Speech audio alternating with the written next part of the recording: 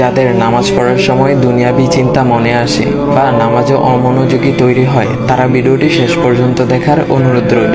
হযরত আলী রাদিয়াল্লাহু তাআলা আনহুর কাছে একজন ব্যক্তি এসেছে। তখন লোকটা বলল, হুজুর, আমার নামাজে মন বসে না। নামাজে দাঁড়ালে আমার দুনিয়াবি নানা চিন্তা আসে। হুজুর, আমার এই নামাজ কি আল্লাহ তাআলা কবুল করবেন? তখন হযরত আলী রাদিয়াল্লাহু তাআলা আনহা বলেছেন, না, তোমার নামাজ কবুল হবে না। তখন লোকটা মনে অনেক কষ্ট নিয়ে চলে যাচ্ছেন।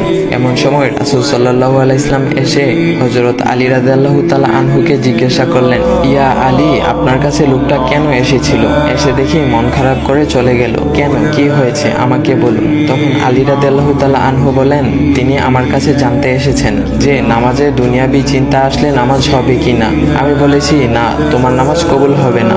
রাসূল সাল্লাল্লাহু আলাইহি ওয়াসাল্লাম তখন বলেন, ইয়া আলী, আপনাকে আমি একটা চাদর উপহার দিতে চাই, তবে একটা শর্ত আছে। আলী রাদিয়াল্লাহু তাআলা আনহু খুশি হয়ে বলেন, ইয়া রাসূলুল্লাহ, কি শর্ত তা বলুন, আমি আপনার সকল শর্ত মেনে নিব।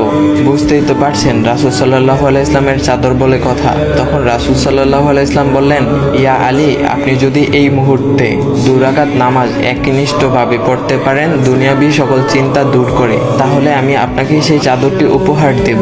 আলী রাদিয়াল্লাহু তাআলা আনহু বলেন, এটা তো সাধারণ ব্যাপার।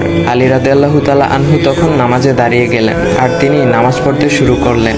এমন সময় তার মনের মধ্যে শুধু ভাবনা চিন্তা আসতে শুরু করলো, আচ্ছা, আমাকে যে রাসূল সাল্লাল্লাহু আলাইহি ওয়াসাল্লাম যে চাদরটা দিবেন, সেটা কি ফাতিমার চাদর নাকি রাসূল সাল্লাল্লাহু আলাইহি ওয়াসাল্লামের? আচ্ছা, চাদরখানা দেখতে কেমন হবে?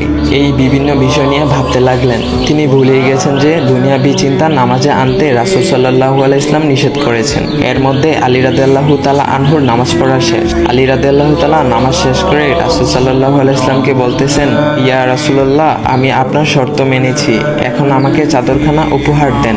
রাসূল সাল্লাল্লাহু আলাইহি ওয়াসাল্লাম বলেন, ইয়া আলী, আপনি কি একনিষ্ঠভাবে দুনিয়াবি চিন্তামুক্ত ছাড়া 2 রাকাত নামাজ পড়েছেন? তখন আলী রাদিয়াল্লাহু তাআলা আনহা মুচকি হেসে বললেন, না ইয়া রাসূলুল্লাহ, আমি আপনার চাদর নিয়ে অনেক কিছুই ভেবেছি।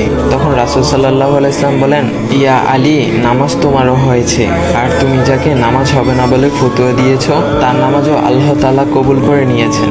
শোনো আলী, দুনিয়াবি চিন্তা দ্বারা নামাজ বাতিল হয় না, নামাজ মহান আল্লাহ তাআলা কবুল করে নেন।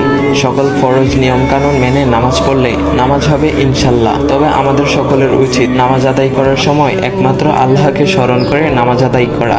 নামাজে দাঁড়ালে দুনিয়াবি চিন্তা মাথায় আসে, এটা শয়তানের একটা ফাঁদ। আল্লাহ তাআলা আমাদের সকলকে শয়তানের কুমন্ত্রণা থেকে হেফাজত রাখুক এবং সঠিকভাবে মনোযোগের সাথে নামাজ আদায় করার মতো তৌফিক দান করুক। সবাই বলি আমিন। চাইলে ভিডিওটা আপনি অন্যদের কাছে শেয়ার করতে পারেন, এতে অন্যদের ভুল ভ্রান্তিগুলো দূর হবে। তো গাইস, এমন ইসলামিক ভিডিও পাওয়ার জন্য ভাইয়ের আইডিটা ফলো করে দিয়ে যাও।